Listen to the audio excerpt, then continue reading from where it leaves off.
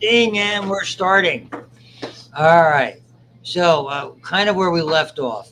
And it really was about the historical figures. So, I just flip back so you can show you that.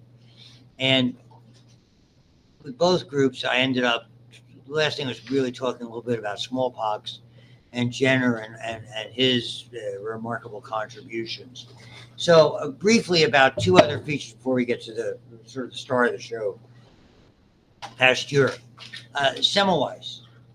Very interesting story. Semmelweis was the lead physician in Vienna in the 1850s, and I mean, for those, if you're not like I am, kind of like a history nut, and that Vienna was the ultimate in music and in art and medicine and in science. I mean, it really was. I mean, that's Mozart. That's where Beethoven, who knows German, played for the emperor there. That was the place to be if you were going to study or do something monumental. He was the top doctor in the top hospital. And scientific method, he made an observation.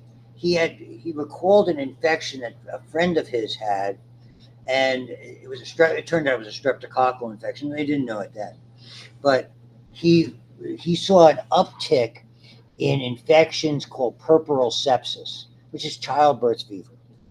And the observation he made was when midwives delivered babies, they had a very low rate. When doctors and medical students delivered babies, they had a much higher rate.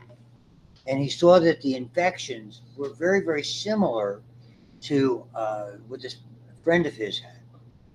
And then he looked at the problem. He saw that the doctors and the medical students, when they went to deliver babies, they came from the laboratory. Well, they didn't come from like the micro lab. They came from what they called the laboratories. They were cutting up dead bodies, okay, doing autopsies, and they were covered in stuff. They had rubber aprons. They didn't necessarily wash their hands, and they went to deliver babies. So, would it shock anybody about childbirth fever? And the answer is no. So after that, he said, and he looked at the midwives, and they were very, very neat and tidy. The profession had been around forever. So what he did was he insisted that, because he was the boss, that you're going to have to take off the aprons, and he had put solutions out to wash their hands and clean up, even just as long as they did it on their way to deliver the babies. And magically, the rates improved dramatically. And he wrote a paper on it. And you would think they'd have put a plaque in front of the hospital. Got fired. What happened was he did something that sort of broke the cardinal rule about doctors back in the day. You don't. He said basically it was our fault that these people were dying of childbirth fever, and babies were having problems. And blame the doctors. And doctors aren't supposed to blame other doctors. I mean, there's a whole lot. And that's carried on even into this day and age. Things like that. And unfortunately, interestingly enough, he died a few years later of an infection of all things. So he was really ostracized by the medical community for saying the truth. So he was interesting. And briefly about Lister, who they'll comment on in the PowerPoint. Lister was contemporaneous and influenced by Pasteur. Lister is renowned to be the father of what's called aseptic technique. Erroneously, for many of you in nursing, you'll go in, and maybe they'll say it the right way. They'll say, we're talking about sterile technique, which is basically sterile to sterile and non-sterile to non-sterile. It's hard to find things that are sterile unless you're opening up like a pack of like sterile gowns or gloves. And as soon as you open them, they basically become unsterile. But aseptic means trying to minimize contaminating things. When someone washes their hands, does a scrub before surgery, you're just making your fingertips clean enough to pick up a folded edge of a glove on the surface that's going to go against your skin, not the surface that's going to touch a patient's. Cool. So the inside we call the non-sterile surface, because as soon as you touch it, it becomes non-sterile. So and a lot of what Lister did was really start that process. And we basically follow his principles and tenets. What he observed, because he was influenced, as we'll talk about the germ theory experiment of Pasteur, he was interested because he was seeing a lot of infections in the surgery they were doing. He was in England. And he basically, the instruments were maybe wiped off after they were used. They certainly weren't sterilized. The doctors didn't do any remarkable hand care. They didn't wipe off the patients before they started cutting. They didn't use anything like we would use antiseptics or betadine so commonly today. And he said, that's got to stop. So he started using dilutions of a chemical that was really a cleaning and caustic fluid called phenol. Phenol is a very famous organic chemical. And interestingly, full strength, it'll cauterize and burn things. It's very, very nasty. But as you dilute it, it has different properties. And if you dilute it enough, it's a very useful disinfectant. And so he started using phenolic dilutions and had them clean off the instruments and clean off the patient and clean off their hands before they did this. And it was remarkably effective, and everything sort of sprang from that. And so much so that they named a phenolic compound that was used as a mouthwash for him, Listerine. And for the longest time, and up to about 10 years ago, if you went out and bought, like almost all of us do, antibacterial soap, it had a phenolic compound in it. We've stopped using it today, and they changed it because some of these phenol compounds are absorbed, and they start to see some accumulations in organs. So we don't use them very much. And when we do our antibiotic and disinfectant unit, which is like 4 chapters from now, and it's the start of the second unit, you'll get quite a bit of useful information about that. Okay? Get quite a bit of useful information. So we use different stuff now, and there'll be a lot of good information from this text particularly about that. Which brings us to Pasteur. Of all the doctors, Pasteur was the one that they were going to listen to. He had credibility. The reason he had credibility, he had saved the wine industry in France. Wine was a tremendously important export of France, and they were having trouble with spoilage. Pasteur was a physician. He was a physician who loved to use the microscope, and he was one of the early ones who started to look at where people were sick to try to look for things. And he was very confident that there were particles that you could not see that were causing infection. Little did he know they were going to be bacteria and viruses and other things until he really discovered it. But this was the start to combat what I talked about last time, which is that idea of spontaneous generation or abiogenesis. There was some magical force in the air that all of a sudden would make this briefcase come alive and start walking around. Crazy though, it would seem. But that's what they thought created these problems. So that was sort of the frame. What he did was the wine people said, we're making the wine traditionally, and if they don't drink it fast enough, it spoils. And when wine spoils, it becomes very acidic, very sour. Okay? And so he took a look at the wine, and microscopically, he found yeast particles that were there. And he reasoned that the yeast were thriving. They weren't dying when he was, so they were living through. And as the yeast continued to live, the problem with yeast is they continue to undergo a process that you'll learn about in the lab called fermentation. As they continue to ferment, they began to produce, basically when you ferment, you take sugar that was in the grapes and it makes alcohol, and if you let it go unchecked, it begins to make acid. Okay? So we have a name for sour wine. In Latin, it's vin for wine, agre for sour, vinegar. It's a derivation of the word. That's there. And so he figured that if I can get these yeast and kill them and still have the wine taste like wine, I've got a winner. Well, the trouble was when he heated it to boiling, and when he cooled it, the wine, the yeast were gone, but the wine was awful.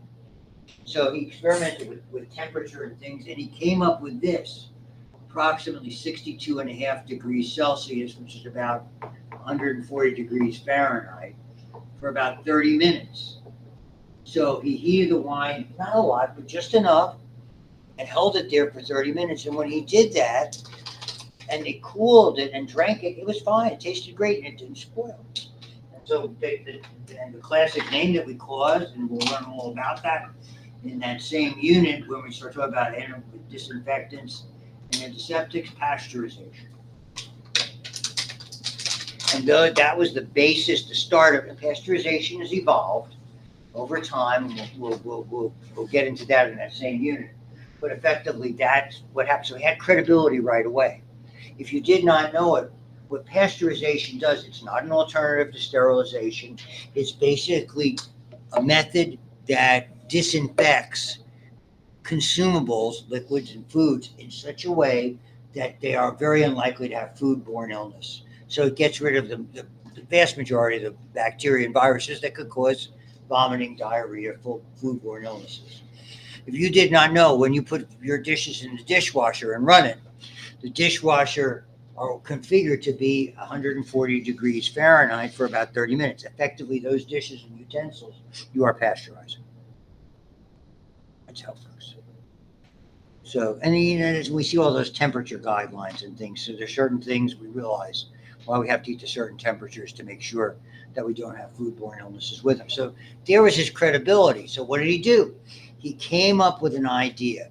He looked at samples in air and in materials, and he could see organisms that were similar to yeasts and later were identified as bacteria. And he was trying to find a way to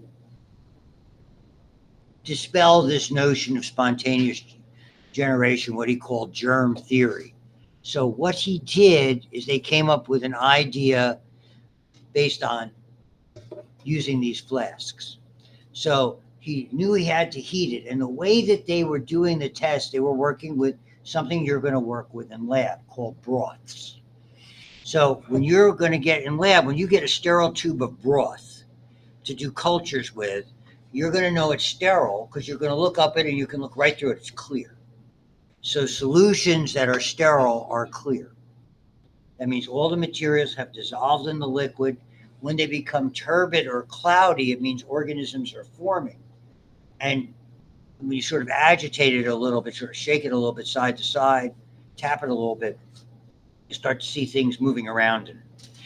And the cloudier they are, the more bacteria or microorganisms that are in there. You can even measure that with a spectrometer. But all that aside, what he did was he started to do some experiments and he used what are called infusions. He used broths, and he used a broth that was similar to the one he tested with the wine industry. So his broth had a combination of yeast and sugar in it. And his premise was, I'm going to dissolve these materials, I'm going to boil them. But I remember there's an evil force in the air, so somehow I can't have gauze on it or cork. I've got to make sure that it's exposed to the air. He tried different configurations. He had the glass blowers make up a flask and created a swan neck, because when he started to look at it, he reasoned that the microorganisms were being pushed up by the steam and caught down here. But as long as he left that open, air could get in. And it was true. It literally stayed for years, as long as it was like this and held upright. But if you bent it or broke it, it immediately became turbid or cloudy within hours to days. So his whole idea is, I'm going to boil this broth. I'm going to basically use this. And he said, here, this tells you that I've still got exposure to the vital force that's in the air, but as long as I don't disrupt the arrangement, it's going to stay sterile. So that means there isn't a vital force in the air. It's all inside here, and I've sterilized. Well, his premise was absolutely right. The trouble was they couldn't validate his experiments, meaning that when everybody else tried to do it, they couldn't get the same results. So people didn't believe him, even though his premise was right. He made two mistakes. One, first was the broth. Most of the other folks were using hay infusions. This is a common way to make broths, and they would pick up little bits of hay, if they made hay, from the ground and put that with other stuff and basically water and heat it. Well, the trouble was it was on the ground, it was dirt. Their hearing was the problem. So they used hay infusions, and no matter what, they boiled it for ages, and it wouldn't come sterile. But they'd boil away the stuff before it would be clear. So it just took incredibly long periods of time. It was not successful. So the hay infusions differed from this. First of all, boiling is not an alternative to sterilization. And subsequent researchers looked at his material and figured out where the problem was. So as we moved on from this, it didn't quite end the arguments, but it really was the critical piece. So they weren't reproducible. So Tyndall, who's English, and Kohn, who was German, were two scientists, and they looked at the different broths. And what happened was the hay infusions gave them the clue. They found heat-resistant microbes in the hay, and it was coming from the dirt in the ground. And they were named very famously by Kohn. They were called endospores. And everybody, endospores are the key to sterilization. They are the hardest things to destroy. They are effectively indestructible unless you use extreme heats or other methods that are there. They more or less live forever. They are in the carpet. They are on the bottom of your shoes. They're in dirt everywhere. And indeed, we constantly worry about endospore. Every time someone has an accident, is bleeding and goes into an emergency room or an urgent care, they very quickly want to ascertain how if you are able to prevent infection because of endospores. What do they ask you when someone comes in with a cut? You're the intake nurse in the emergency room. What do they ask you? What's one of the questions that you're going to hear? You ever anybody have stitches? Somebody had, basically, here's the question. They're going to check on your immunization status, and I don't mean COVID. Is that ringing a bell? What are they going to ask you if you're immunized? Heard it.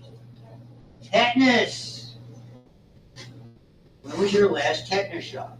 The reality is they're not that worried about tetanus. Because if you're in the emergency room, it's most of the time, 95% of all traumatic injuries are not what we call tetanus wounds. We do all unit wounded. It's like kitchen knives. You cut yourself with something. Clean cut wound or not tetanus.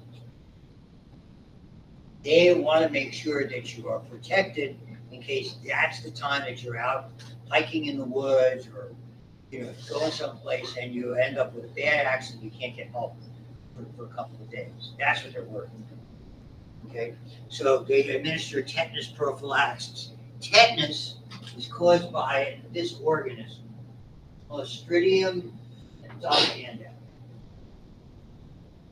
Techno. It's an endospore bacteria. In other words, the endospores are these indestructible variants of bacteria that when they grow, and they grow under what's called anaerobic conditions, dead tissue, a bad wound where there's starting to turn black or it's infected, oxygen can't get to it. That's what anaerobic is. And then these endospores grow into bacteria and make a particularly potent toxin. Poison that damages your nerves and causes you to go into spasm. Tetanus is a spastic paralysis. Your nerves fire and they can't relax. So it's like you're getting out of the kidneys. So you're worried about that. When they give you a tetanus shot, it's not about tetanus. There's two other immunizations. It's a trivalent, which means it has three different things. Diphtheria, terrible disease we'll talk about in respiratory. Pertussis, terrible but not as terrible as diphtheria. Tetanus. Because they're very similar, their toxins are treated similarly to render them inactive. And by heating the toxin, you render it inactive enough that it won't hurt you, but your immune system will recognize it and figure out a way to defend itself. That's the first thing. So that's part of what happened. He was dealing with a broth, and those broths had endospores. It wasn't the only endospore. The major foodborne, there's one kind of food poisoning that kills you fast. Food poisoning generally kills you slow because you get vomiting and diarrhea and it takes days. Only one of them has something in it that will paralyze your nerves in such a way that you can't even contract your nerves, and it means eventually you can't breathe. It's got a very famous name and it has one of the most powerful toxins. It's in the same family. Clostridium botulinum. That's right, botulism. We actually take out that toxin and use extraordinarily small micro units, so billions of a gram, do Botox because it will release spasms. So people used to do with wrinkles. They use it for others. But cosmetically, because the muscles for about 6 months, will take them out of spasm. And so Botox injections have been around for a few last. So when you hear about food poisoning, you only worry about botulism. It's a little different kind of sterilization with food, but that's the principal thing when we talk about commercial sterilization for consumables. It's not quite as high a standard as, let's say, for stuff that you're going to use when you're operating something. For instance, you don't see a lot of botulism. The one substance that you want to stay away from giving to babies as it grows in somewhat of an anaerobic environment is honey. So if you go out to a farm or to a show or to a flea market, someone's making homemade honey, do not give it to an infant. I wouldn't give it to anybody else. I had a student who was making home brew with honey, which is effectively mead, as opposed to beer, but it's very, very simple. And we cultured botulism out of his stuff. He said, "What kind of stuff growing? I wonder what it is." We brought it in, we did it in the laboratory, we did a culture, Graham stained it. So it's more common than you think with regard to it. So that's one of the things you have to be watchful for. We're not done. The worst kinds of wounds historically, up until the Korean War, from gunshots and bombs and IEDs, before chopper evac, they caused something called gas gangrene. Bone would be exposed, dirt would get in there. It was very hard to get people back. There was no choppers, so there was no chopper evac. If somebody was injured that badly with a terrible wound, you get a couple of rifles and a poncho, and you have to basically create a litter, stretcher, and try to carry him a couple of miles to the nearest field hospital and hope there was somebody who could take care of him. That was what went on in the Civil War, World War I, World War II. It just did not have that capability. In Korea, the chopper evac began, and they had mobile hospitals. That was the movie and the TV show MASH all derived from that, and obviously carried on since then. What they were worried about was gas gangrene. Another member of the family, because those wounds inevitably became necrotic, dead tissue, and it was called Clostridium perfringens. Interestingly, that even causes certain kinds of food poisoning as well, because sometimes we'll get some of those endospores from foods that have been processed. Thankfully, it's a little bit easier to treat. And one of the reasons why the Allied powers were able to win World War II, wars are wars of attrition. What that means is how many people get killed. We had an agent, one of the early antibacterial substances, and you'll notice I don't call it an antibiotic because it really wasn't, as you'll learn, was called sulfanilamide. It was a green powder that they, in World War II, that the soldiers had in their field packs. They had dressings, and they would sprinkle it on a wound with bone exposed, and it would limit the likelihood of gangrene, and that means those soldiers were more likely to heal, which means they'd be more likely to be around to fight. And the Axis powers, Nazi Germany and Japan, Italy, did not have that. So there's a lot of history to this, and I love that stuff. Anyway, I'm a World War II buff. We haven't figured that out by now. But my happy place is the World War II Museum in the world. There's some good food. So many beignets, so little time. Jambalaya. Stop. I'm having a food moment. Oh. Oh. Oh. Oh. And that's not the one you're going to see the most of. And again, these are all anaerobic.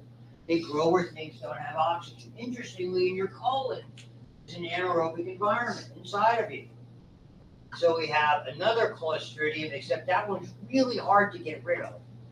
Very, very difficult to find antibiotics, so much so that they named it Clostridium difficile. And you folks, many of you will know it as C. diff. It's a real problem in the hospital, particularly because of the problems associated with strong antibiotics, and we do a lot on that. So this is just from a little. This is all sort of springing from Pasteur's experiments. Okay, so when we move on from this, Cohn identified these endospores. The difference was reproducing the conditions, and it sort of led to microbiology. And the part that we missed is coming up soon. So I'll get back to the PowerPoint from the textbook we're using from Cowan, and they'll show you the swan neck flasks. And this just talks about the people, and I think we covered a little bit about von Leeuwenhoek making the microscope, correct? From last time? Yeah. So I know I gave you more of that than the morning people. It's sometimes hard to remember. And they talk about Cohn, Semmelweis, Lister, Pasteur, and Pasteur and Koch were sort of academic rivals. So Koch was younger. Koch was probably about 20 years younger than Pasteur. Pasteur never won a Nobel Prize, not because he didn't deserve it, because the Nobel Prize didn't start until 1896 and he died. And they do not award that to someone who is dead. It's only someone who's living. The rare times they give it to someone who's died, they died after they received they were announced that they were receiving the award. So that's the only time you ever see a posthumous Nobel. Koch, where Pasteur was all about helping people. He developed the first treatment for rabies, where even before he knew about viruses, he coined the name virus, and he figured out how certain animals had rabies but didn't die, and he took some of their serum, a byproduct of their blood, and injected it into people as an early treatment, which actually worked. And again, was the start. So Pasteur and eventually the Pasteur Institute were all about helping and treating people, whereas Koch was a lab geek. If you're in the lab, the stuff that you do is yes, ma'am. I've heard like when people have rabies, they like have a fear of water. They do. They become hydrophobic. That's correct. It's affecting their brain. But one of the way it manifests itself is they become frightful of water because it's really affecting cells in their brain, and that whatever area that is, it generates that fear. Rabies, interestingly, is more of a brain destructive disease, and if you don't treat it, and we'll cover a lot about rabies when we get into viruses, it has to do with the destruction it does in the brain. And if you don't treat it right away, because there's no real antiviral, you have to give somebody antitoxin. In other words, to directly attack the rabies virus and its byproducts. It's a very interesting thing. Really, the people who are really at risk of rabies, probably more than anyone else, are people who work with animals, either veterinarians, veterinarian assistants, people who work out in the wild in conservation. The presumption is if you don't know if an animal is vaccinated, it has rabies until proven otherwise. That's why my dog and the cats have a license. It's on his license. He wanted to drive today on the way to Camp Bow Wow because he said, I got a license, Dad. But I made him sit in the back. He's 70 feet. He sits up taller than I am. I mean, when he gets on his hind legs, he's this tall. He's a long dog. I have a picture somewhere. Nevertheless, so Koch, for instance, when you start using the plating techniques in lab, they were developed in his laboratory. He identified nearly all the bacteria that you utilize in the laboratory. First one to grow staph, strep, E. coli, all of those. That was Koch. And Koch worked with another endospore former that you work with. You work with a cousin because it's aerobic. It grows in air, so we use it in our lab. It's called Bacillus subtilis. We nickname it B sub. But he worked with anthrax. And anthrax was a terrible disease that was killing off animals, all sorts of cows and goats and sheep that people were using as a food supply, milk supply, in a very agrarian culture. And a lot of people, the animals were mostly dying, but And the people who were suffering from anthrax were people who worked with them, particularly like shearing sheep for wool. Long before people wore masks and gloves, they would get, it was called wool sorters disease. They get sores. Well, these animals would die and they'd get sores. And what he did is he figured out something that we cover called Koch's postulates. And basically, it's like sort of like a chain of evidence to show something causes disease.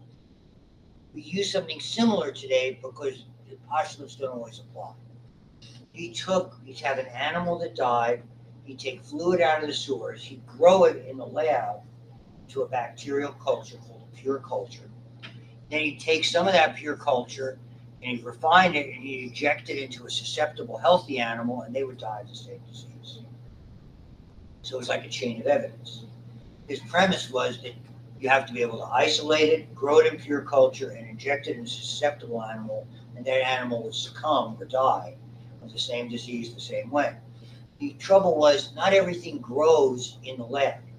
I mean, one of the most famous diseases of all time, syphilis, which is a sexually transmitted disease, which is a bacterial disease. We can't grow that bacteria in the lab. It's just too difficult to grow. We can identify it. We can see it under the microscope. We can't make a culture plate, culture tube. And other diseases like endodontal disease, people with gum disease, multifactorial. So. And there's a couple of other examples. So we use it a little bit differently. We use a variation called the molecular postulates. And we learn about that when we start talking about what we call host microbe interactions. So that's just part of it. And so Koch, a lot of the stuff we do in the agar that you're going to use, if you're familiar with the stuff that's sort of like a gel on the bottom of the plates that you start to grow bacteria on, the agar came from Koch. One of his associates, the wife of one of his associates, was a chef. And she made, very famous for making molds, like Jello molds. When they made them out of gelatin, they would melt in warm weather. And that's why we don't use gelatin. We use agars derived from seaweed. Agar, you can heat up and it firms up relatively quickly. And even in warm temperatures, it holds. So, sitting there in the incubator, pretty warm, it's 100 degrees. In the incubator, the agar stays intact. And so you can boil it and then dissolve stuff in it for your purposes. And then when it cools, it firms up. So she started using that. That was the good news. But when someone tried to eat it, it was like awful tasting because it comes out of seaweed. So it doesn't taste good. So you're not going to get sick from it. And the beauty is bacteria, it's not a nutrient for them. Where gelatin, some bacteria eat and dissolve. They secrete an enzyme called gelatinase. More on bacteria. So this is now, you want to think what bacteria have given us things that we never had before. Genetically modified organisms that we talked about, whether it's human insulin, the ability to genetically test, the ability to do 23andMe or Ancestry.com, the ability to do paternity testing, to do crime scene testing with DNA, which is everywhere today, all came from bacteria. Bacteria have restriction enzymes. Nearly all of them do. That's part of their defense to an invader. What they do is they degrade the DNA, except they degrade it predictably. I mean, DNA is nothing more than that sequence of A's, T's, G's, and C's, right? Nothing novel about that. Remember what it is. It's called anti-parallel. You have two strands that are identical. One goes up, one goes down. So periodically you get repeat patterns because there's only 4 letters. You're going to have repeat patterns. Restriction enzymes cut those patterns in predictable ways. And they create what the scientists call sticky ends. Okay, they're like molecular scissors, a good analogy. And so in the lab, we can make the ends with these sequences and literally staple or sort of string together our own DNA into these ends when we open up one of those plasmids. And that's what's allowed us to chop out, when you get DNA from at a crime scene, that massive molecule is too difficult to identify. So we put restriction enzymes in it, chop it up into manageable pieces, and then we're able to basically put it in a gel and electrophoresis, put electrical current and stain it, and it creates like a barcode, like a biological barcode. And if you haven't seen them, that's what they look like. And when you at a trial, when you're using DNA evidence, they'll say, there's 25 of these patterns and 24 are identical between the crime scene and the individual who's on trial here. That's you're in trouble. Okay. So you don't. So they're always looking for that type. And the same thing with its paternity testing. It's very, very reliable as long as it's handled properly. The first time we saw that in the legal field where everybody in the country was watching it was about almost 30 years ago, where O.J. Simpson, who arguably was as famous as any athlete, was on trial for murder and was acquitted. Not because probably he did, my guess is he didn't. I'm pretty convinced of it. The trouble is the DNA evidence was mishandled. And I think so, to some extent mishandled intentionally. So they were trying to get a conviction. They played fast and loose with the rules. And it came back to bite them because the scientists were able to point that out. It's fat. The whole country, everybody was watching that. Very, very interesting. Because obviously I was teaching a lot of this stuff and working with a lot of this stuff. So we learned about all of these things. And these same enzymes, there's another one came from another enzyme in certain microorganisms. And we actually do this here. If you go through the gym, you'll see that a lot of it's under construction on the far wall. We're building our advanced bio lab. So in your micro lab, that's where we do our advanced bio classes now. We're going to move them and just dedicate that mostly to micro. And we do things like PCR testing. So we do genetic testing in there for the advanced bio and pre-med students, the ones that I work with. I don't do the class. My colleague does the class.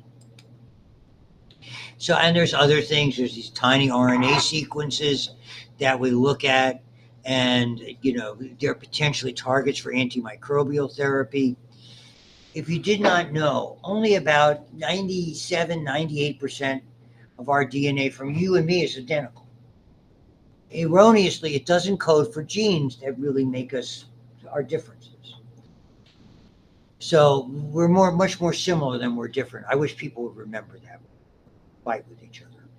But that's a whole other saga to talk about. The reality is we used to call this erroneously junk DNA, because it didn't code for proteins, but it's mostly regulatory. And so it's the kind of things that we can target in certain microorganisms, because the truth is we're running out of antibiotics. You already heard when I put up C. diff, that's because we overutilize antibiotics, and those antibiotics have killed good bacteria and allowed C. diff, which most of us have inside our colon anyway, to flourish. So the trouble is we need something that's specific that won't cause a lot of problems or side effects. And a lot of study has been done on what they call we talked about it a little bit before, the idea that we look at the surface bacteria that are our friends, and they differ in people from different locations, different physical problems. Some diabetics probably have different bacteria than non-diabetics. So we're trying to understand how they may impact it. And if we can change it, is potentially that a role that will help our overall health. So years ago, they mapped out the DNA molecule much faster than they thought they could because of restriction enzymes and the like. Now we're starting to look at these microbiomes and trying to get more impact and study that and see what their impact is on our overall health. So this just gives you, and all of this initial chapter is about talking about these kinds of things, where it's useful, how it differs from person to person, the important stuffs that are about that. And then, and now most of this chapter is, and I'm not going to do it. I'm going to do the part, but probably not today, probably on Wednesday. I'll talk a little bit more about what we're doing today. Is to do the part that has to do with, the distinctions between prokaryotic organisms, bacteria and archaea, and the eukaryotic organisms, and then viruses and prions. So I have a lot of material, and I'll use the board a fair amount for that the next time we meet. And I have some of it already on handouts. But this, to be here, you all had to get through AP1 or General Bio 1, whatever you took. So all of this is, to me, when we talk about a prerequisite, what that means is you need to have a passing knowledge of a course to be able to take this course. I don't need to reteach this. Okay.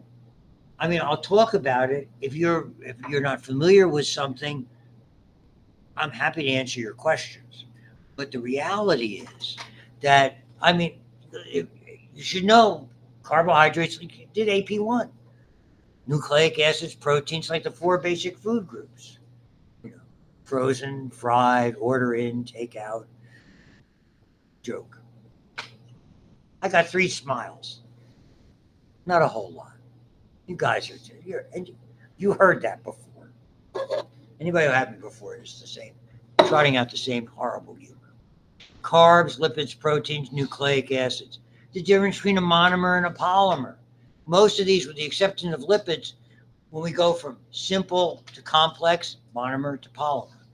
Amino acid to proteins, monomer to polymer. Nucleotides to nucleic acids. Nucleotides are the monomer.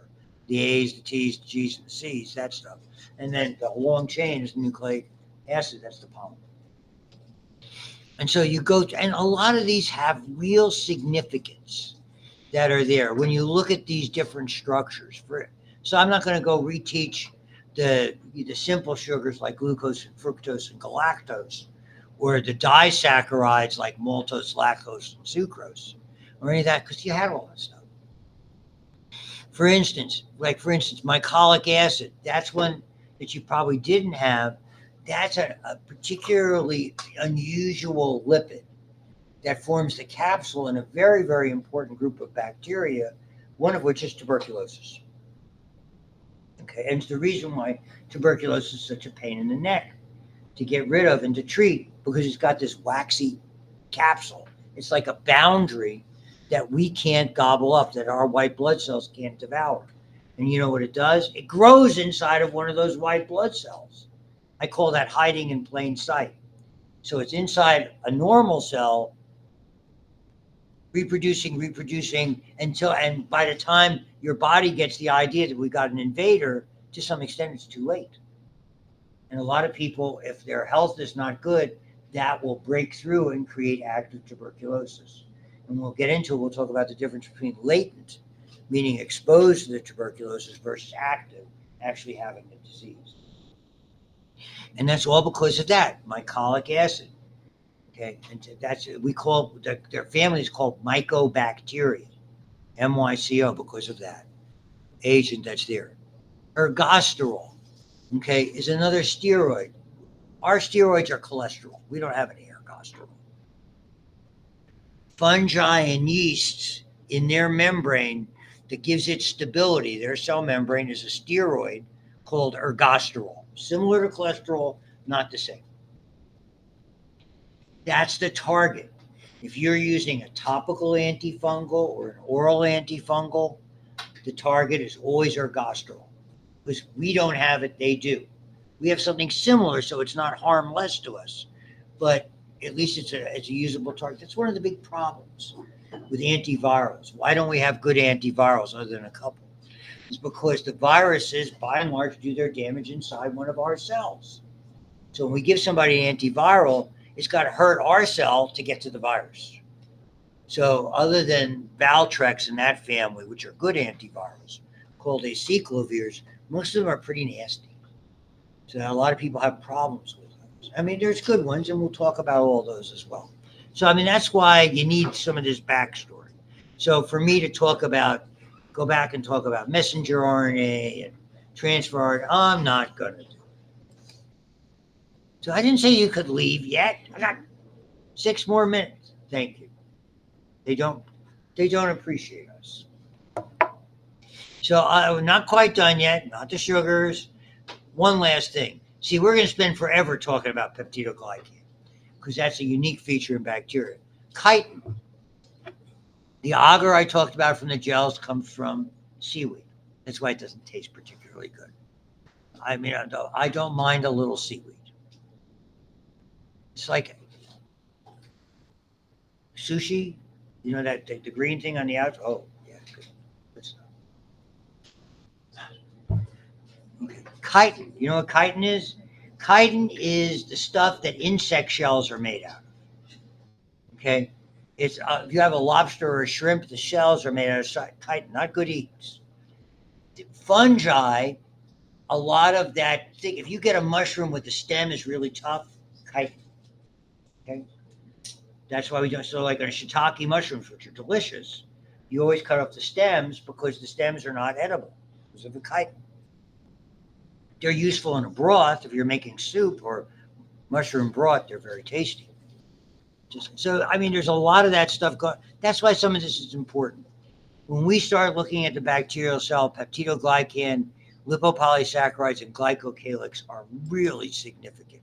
So we'll stop here. Now you can leave. Goodbye. Been a pleasure.